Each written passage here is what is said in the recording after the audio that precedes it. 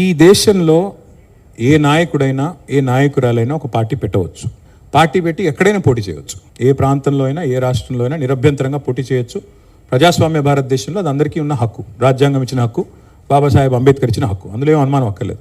కానీ ఏ ప్రాంతంలో అయితే మీరు పోటీ చేయాలనుకుంటున్నారో ఆ ప్రాంత ఆకాంక్షలు, ఆ ప్రాంత పరిస్థితులు, ఆ ప్రాంత ప్రజలు, వారి యొక్క మానసిక స్థితిగతులు, వారి యొక్క పోరాటాలు, వారి యొక్క త్యాగాలు కూడా మీరు తెలుసుకోవాలి. వారి మీద అభిమానం ఉండాలి. నేను అడుగుతా ఉన్న పవన్ కళ్యాణ్ గారిని వాళ్ళ, మీరు కొత్తగా పోటీ చేసేది ఏముందండి? జనసేన 2023లో పోటీ చేయలేదా? మీరు చేశారు కదా అసెంబ్లీ ఎన్నికల్లో, మొన్న మున్సిపల్ ఎన్నికల్లో కూడా పోటీ చేశారు కదా 350 వార్డులో. కొత్తగా చేసేది ఏముంది? అండ్ ఇంకోటి, మిమ్మల్ని ఎవరు ఆపుతున్నారు? 2018లో చంద్రబాబు నాయుడు గారు వచ్చారు, పోటీ చేశారు. 23లో మీరు పోటీ చేశారు. పోటీ చేయండి, ఎవరు వద్దంటున్నారు? కానీ మీరు ఇక్కడికి వచ్చి మాట్లాడేటప్పుడు ఇదేదో ఆషామాషిగా ఏర్పడ్డ రాష్ట్రం కాదు, ఇదేదో అనాయాసంగా వచ్చిన రాష్ట్రం కాదు. వేల మంది బలిదానాలతో, రక్తంతో తడిసిన నేల ఇది తెలంగాణ.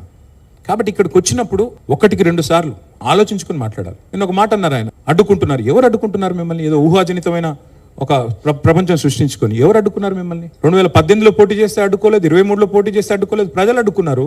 మేమేం చేస్తాం దానికి? ఒకటి మాత్రం పక్కా, పవన్ కళ్యాణ్ గారైనా ఎవరైనా సరే తెలంగాణ ఆవిర్భావ దినోత్సవం రోజు వచ్చి ఇక్కడ మేము సభ పెడతాం. అది కూడా గతంలో నేను తెలంగాణ ఏర్పడ్డప్పుడు నాకు ఆ విభజించిన పద్ధతి నచ్చలేదు. ఒక ఆయన అంటాడు తల్లిని చంపి బిడ్డను బతికించారంటాడు, ఇంకొక ఆయన విభజించిన పద్ధతి నచ్చలేదు అంటాడు.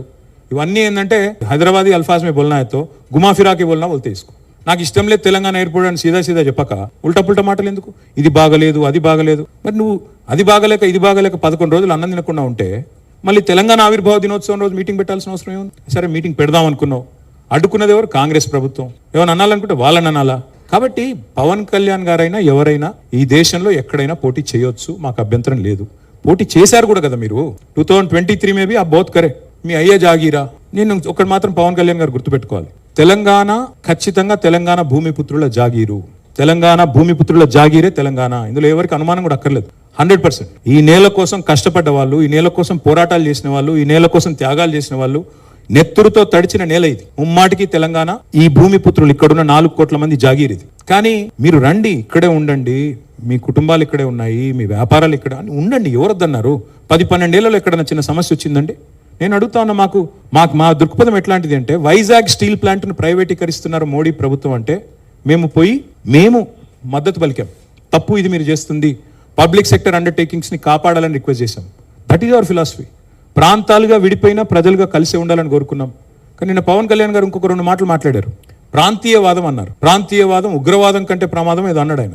నేను వారికి గుర్తు చేస్తా ఉన్న, ప్రాంతీయవాదం అంటే మరి పొట్టి శ్రీరాములు గారు 58 రోజుల పాటు ఆత్మ బలిదానం చేసుకున్నారే, పోరాటం చేసి మద్రాసు నుంచి ఆంధ్ర రాష్ట్రం వేరుపడాలని పొట్టి శ్రీరాములు గారు 58 రోజులు నిరాహారదీక్ష చేశారు. అది కూడా ప్రాంతీయవాదం అంటారా? ప్రాంతీయవాదం అంటే నేను ఇంకో ప్రశ్న అడుగుతా ఉన్నా పవన్ కళ్యాణ్ గారిని. మోడీ గారు ఇవాళ ఆయన ప్రాంతం మీద అభిమానంతో, ప్రాంతీయవాదంతో తెలంగాణకు వచ్చిన ఇండస్ట్రీలను కొట్టుకొని పోతా ఉన్నాడు. కేన్స్ అనే పరిశ్రమ ఇక్కడ పెట్టాల్సి ఉంటే, ఇక్కడ ఒప్పందం కుదుర్చుకుంటే మా హయాంలో, మా గవర్నమెంట్లో దాన్ని తీసుకుపోయి గుజరాత్లో పెట్టించారు. మైక్రాన్ అనే సంస్థ ఇక్కడ పెట్టాల్సి ఉంటే, పెట్టుబడి పెట్టేది ఉంటే దాన్ని తీసుకుపోయి గుజరాత్లో పెట్టుకున్నారు. మరి జాతీయవాదం ముసుగులో చేస్తున్న ఈ ఆర్థిక ప్రాంతీయవాదం కరెక్టా?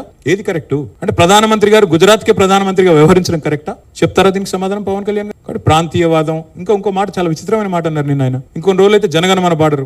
మాకు జనగణమన మాకు నేర్పించాల్సింది ఏం లేదు. దేశభక్తి గురించి మాకు పవన్ కళ్యాణ్ గారి దగ్గర పాఠాలు నేర్చుకోవాల్సిన అవసరం లేదు. ఈ నేల ఆనాడు నిజాం సర్కార్కు వ్యతిరేకంగా పోరాటం చేసిన నేల, కమ్యూనిస్టులు కదం దొక్కిన నేల ఇది. కాబట్టి మాకు పోరాటాలు కొత్త కాదు, మాకు యుద్ధాలు కొత్త కాదు, త్యాగాలు కొత్త కాదు. మాకు వాటి గురించి జాతీయ భావన ఉంది. ఇక్కడ దేశాన్ని గౌరవించే సంస్కృతి ఉంది. వి contribute to the nation. We are less than 3% of India, but we contribute to 5% of India's GDP.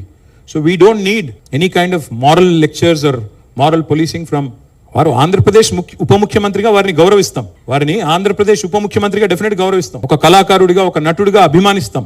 ఒక సోదరుడిగా ఇంటికి వస్తే బిర్యానీ పెడతా, హైదరాబాదీ బిర్యానీ పెడతా. కానీ వచ్చి మా సెక్రటేరియట్ లో కూర్చొని పెత్తనం చేస్తాము, మా రాజకీయాల్లో మరి ఇంకా మొన్ననే కదా వేరుపడ్డది. ఇంత కష్టపడి 60 ఏళ్ళు పోరాటం చేసి మొన్న వేరుపడ్డాం 2014లో. మొన్న చంద్రబాబు నాయుడు గారు రానే వచ్చే 2018లో. మళ్ళీ ఇప్పుడు మీరు కూడా వస్తారు 2023లో.